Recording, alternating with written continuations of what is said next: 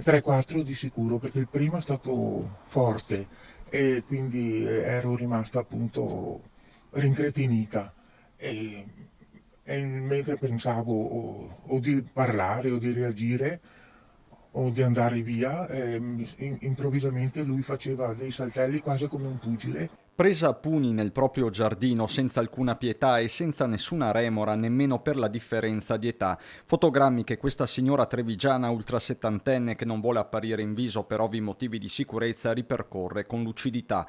Tutto succede la sera del 18 maggio nel quartiere di Santa Maria del Rovere in via Gasparinetti. Finito il lockdown, alcuni avventori del bar da Orazio si ritrovano fuori dal locale. Tra loro c'è l'aggressore che se la prende con la donna residente di fronte perché sospetta sia lei ad aver chiamato poco prima le forze dell'ordine.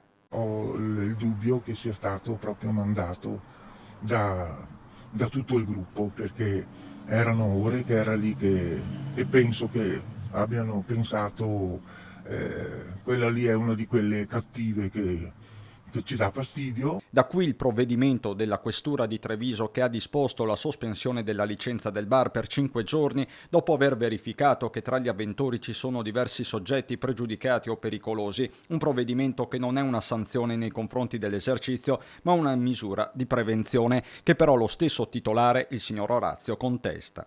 Se succedeva dentro il bar, potevo ammettere, è successo, non so, è colpa mia, non è colpa mia, ma non è successo dentro il bar, perché queste cose così?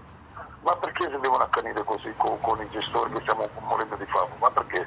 Io avevo un altro bar, l'ho dovuto chiudere per coronavirus perché non ho più le forze, ho venduto un appartamento, non so più dove sbattere la testa. Lei ha paura, signora?